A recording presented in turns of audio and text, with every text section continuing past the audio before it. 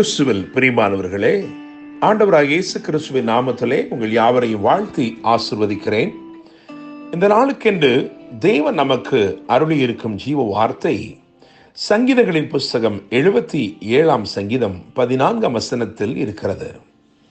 அதிசயங்களை செய்கிற தேவன் நீரே, ஜனங்களுக்குள்ளே உம்முடைய வல்லமையை விளங்க பண்ணினீர். என கேட்கிற தேவனுடைய பிள்ளைகளே, 77 சங்கீதத்திலே அதன் ஆக்கியோனாகிய ஆசாப் 7 கேள்விகளை அல்லது 7 கேள்வி கணைகளை தொடுத்திருக்கிறார் என்று உரைக்க முடியும். என கேட்கும் தேவனுடைய பிள்ளைகளே, அதிலும் தெளிவாக 7வது வசனத்தில் இருந்து 9வது வசனம் வரைக்கும் அவர் ஒரு குழப்பமான சூழலிலே 6 கேள்விகளை எழுப்புவதையும், அதற்கு பின்பு அவர் உணர்வடைந்து நினைவு கூர்ந்து 7வது கேள்வியை ஆச்சரியத்தில் எழுப்புவதையும் இந்த சங்கீதம் நமக்கு மறைக்காமல் தெரிவிக்கிறது. 7ஆம் வசனத்தில் இருந்து எழுப்பப்பட்ட இந்த 6 கேள்விகளையும் நான் உங்களுக்கு அப்படியே வாசிக்கும்படி விரும்புகிறேன். காரணம், ஒருவேளை இந்த நாளிலே இந்த வார்த்தைகளை கேட்டுக்கொண்டிருக்கிற நீங்கள் உங்கள் உள்ளத்திலே குழம்பி, உங்கள் உள்ளத்தின் ஆழத்திலே புலம்பி தவித்து இந்த கேள்விகளை ஒருவேளை நீங்களும் எழுப்பிக் கொண்டிருக்க கூடும். நான் வாசிக்கிறேன், கவனித்து கேளுங்கள். ஆண்டவர் நித்திய காலமாய் தள்ளி விடுவாரோ? இனி ஒருபோதும் தயை செய்யாதிருப்பாரோ?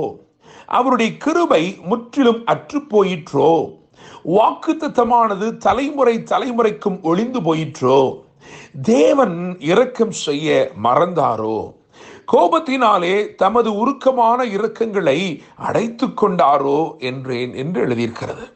என கேட்கிற தேவனுடைய பிள்ளைகளே, இந்த 6 கேள்விகளும் ஒரு குழப்பமான இருதயத்தில் இருந்து அல்லது குழம்பி நிற்கிற ஒரு மனதில் இருந்து எழும்பும் கேள்விகள் தான் தேவனுடைய பிள்ளைகளே.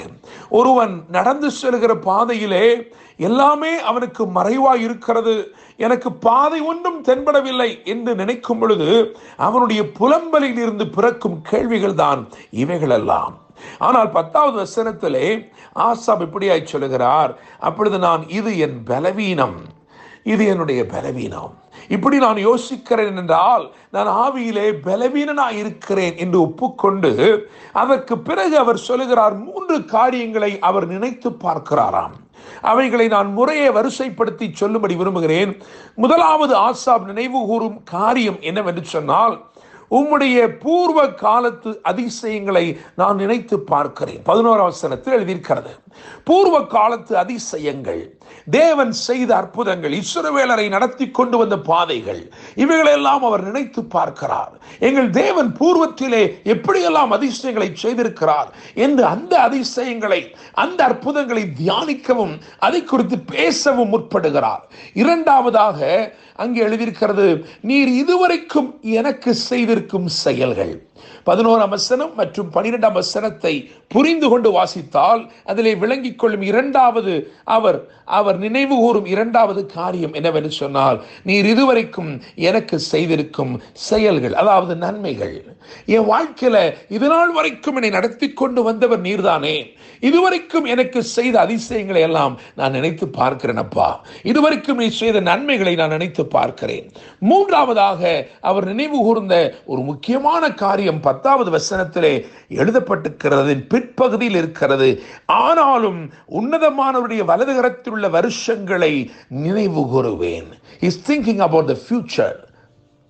I want to tell you, God is holding your future and it is so bright and blessed in his hand. நான் நம்புகிறேன், விசுவாசிக்கிறேன், தீர்க்க தரிசனமாய் உன்னை குறித்து பேசுகிறேன். தேவனுடைய வலது கரத்தில் உள்ள உன்னுடைய எதிர்காலம், இனி வரும் வருஷங்கள் இருக்கிறதே, அது மகிமையுள்ளதாயும் அது மிகவும் ஆசீர்வாதமாயும் இருக்கிறது, அது சமாதானம் நிறைந்ததாய் இருக்கிறது.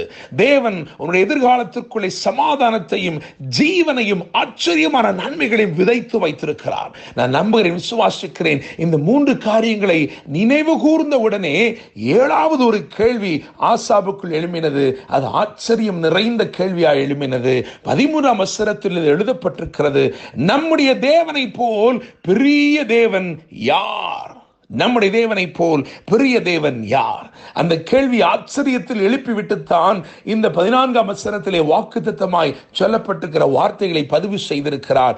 அதிசயங்களை செய்கிற தேவன் நீரே, ஜனங்களுக்குள்ளே உம்முடைய வல்லமையை விளங்க பண்ணினீர். என கேட்டுக்கொண்டிருக்கிற தேவனுடைய பிள்ளையே, ஒருவேளை 19ஆம் வசனத்தில் சொல்லப்பட்டது போல உங்களுக்கு இப்பொழுது பாதைகள் தெரியாமல் இருக்கிறதோ, அவருடைய காலடிகள் தெரியப்படாமல் போன ஒரு சூழ்நிலை உங்கள் வாழ்க்கையில வந்திருக்கிறதோ, நான் உங்களை பார்த்து தீர்க்க தரிசனமாய் சொல்லுகிறேன், காலடிகள் தெரியப்படாமல் போயிற்று என்று சொல்லப்பட்ட நேரத்தில் தான் காலம் கண்டிராத மகத்துவமான அதிசயம் நடந்தது. சமுத்திரத்திலே சரித்திரம் படைத்த ஜனமாய் ஒரு ஜனம் முன் சென்றது, ஒரு சேனை புறப்பட்டு முன் சென்றது. நான் நம்புகிறேன், விசுவாசிக்கிறேன், உங்களுக்கு பாதை தெரியவில்லை என்று சொல்லுகிற சூழ்நிலை வரும் பொழுது நீங்கள் இதுவரைக்கும் கண்டிராத பெரிய அதிசயங்களை உங்கள் வாழ்க்கையிலே காணப்போகிறீர்கள்.